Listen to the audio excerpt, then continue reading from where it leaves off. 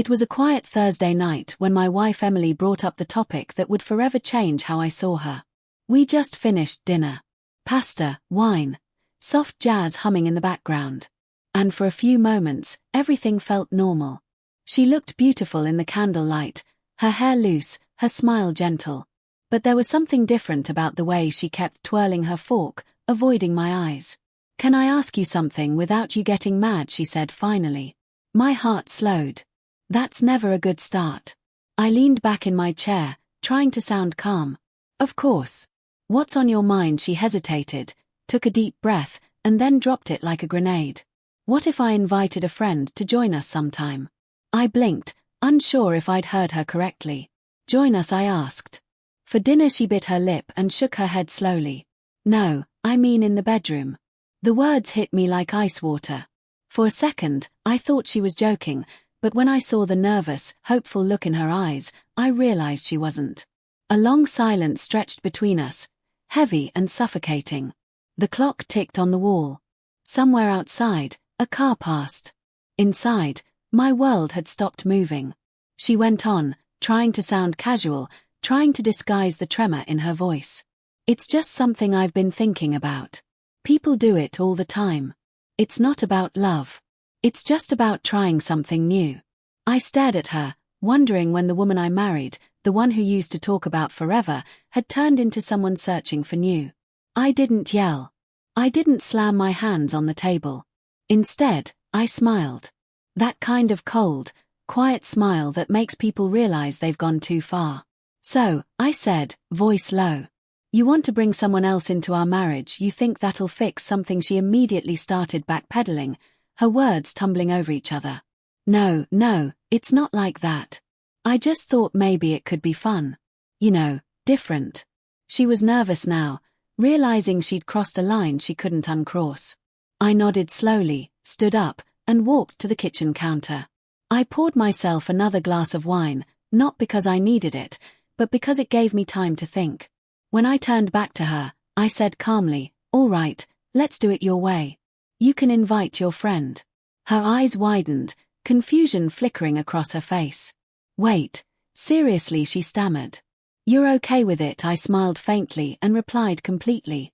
"You invite whoever you want. I'll do the same." The silence that followed was deafening. She stared at me, the color draining from her face. "What do you mean you'll do the same?" she asked. I took a slow sip, then set the glass down gently. "I mean exactly that. You can bring a friend. And I'll bring one, too." For a moment, she didn't move, didn't blink. Then her composure shattered. "You can't be serious," she whispered. "Oh, I'm very serious," I said softly. "You wanted to make our marriage an open door. You didn't think that door swung both ways." Her voice cracked. "Who is it?" she demanded. "Who's your friend?" I didn't answer right away. I just looked her in the eyes and said, "You already know her." The shock on her face was instant. Pure panic. Who are you talking about?" she said, almost shouting. Now I shrugged. "Let's just say she's someone who understands what commitment still means. Someone who remembers when marriage wasn't just another game." That's when she went pale. "You mean Claire?" she whispered, naming her best friend. I didn't confirm it. I didn't need to. The look in her eyes said she already knew.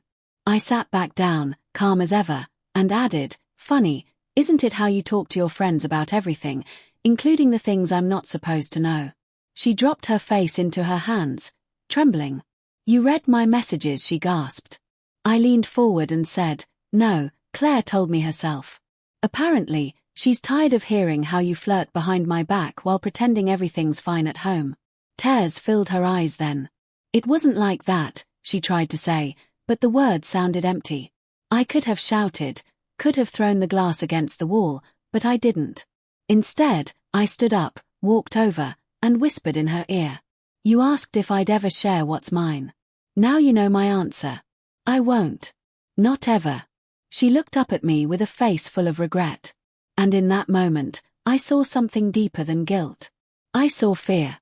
Not fear of losing me, but fear of realizing she already had. That night, I slept on the couch. She stayed in the bedroom crying softly, her once bold confidence stripped bare. In the morning, I packed a small bag and left before sunrise. I didn't leave a note. I didn't need to explain. She'd wanted to test the boundaries of love, and she'd found the edge of them. By the time she called me that afternoon, sobbing, begging to talk, I was already gone. Gone somewhere quieter, somewhere that didn't echo with betrayal. Her messages came for days. I didn't mean it. It was a stupid idea. Please come home. But some things once said can never be unsaid. And some lines once crossed can never be walked back. In the end, her question had been simple. But my answer, the one that left her speechless, had been simpler. You don't invite someone else into love you already stopped respecting.